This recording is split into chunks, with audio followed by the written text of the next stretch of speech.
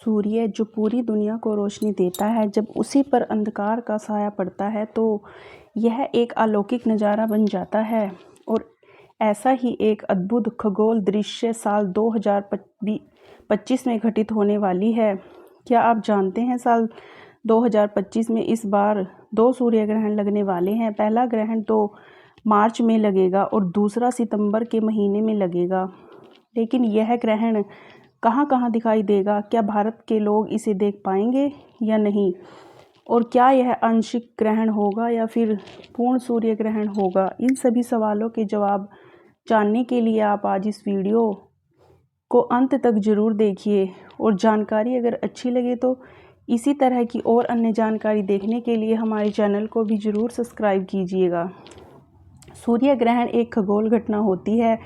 सूर्य और पृथ्वी के बीच में चंद्रमा आने से सूर्य में ग्रहण लगता है और सनातन धर्म में सूर्य ग्रहण को बहुत ही अशुभ माना जाता है।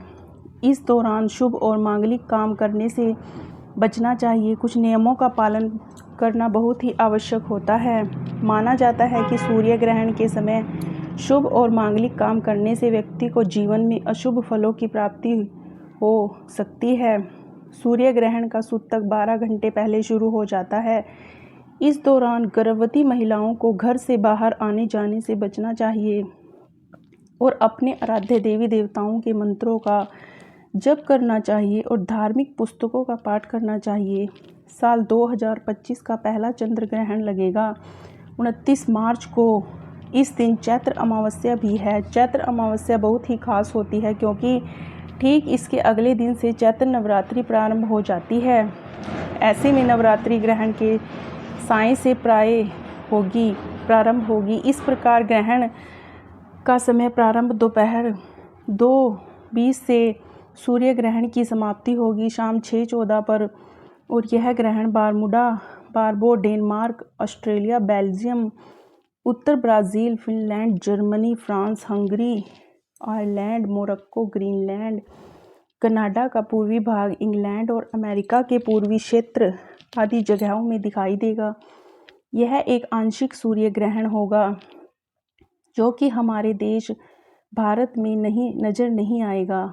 और जब भारत में नज़र नहीं आएगा तो हमारे देश में न तो ग्रहण संबंधी और ना ही सूतक काल संबंधी कोई भी नियम माने जाएंगे। इसलिए आप पूजा पाठ या जो भी काम करना चाहते हो वो इस दिन कर सकते हो।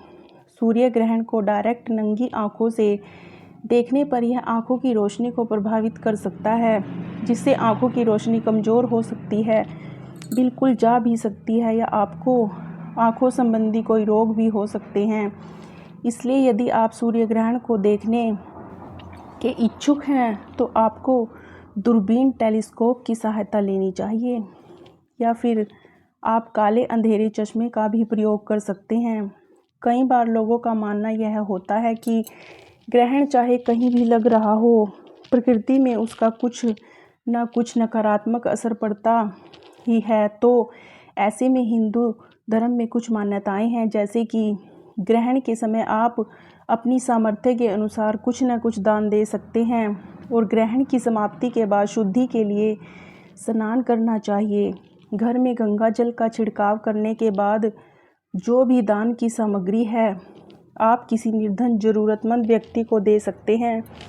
गर्भवती महिलाओं को इस बात का विशेष तौर से ध्यान रखना चाहिए। लेकिन ग्रहण क्योंकि हमारे देश में दिखाई नहीं देगा, इसलिए कोई भी गर्भवती महिला इस बार लगने वाले पहले सूर्य ग्रहण के बारे में सोचकर चिंतित न हो। अपने आप को शांत रखें और आप अपने दैनिक कार्य कर सकते हैं। सूरज की रोशनी में बाहर भी निकल सकते हैं। धन्यवाद।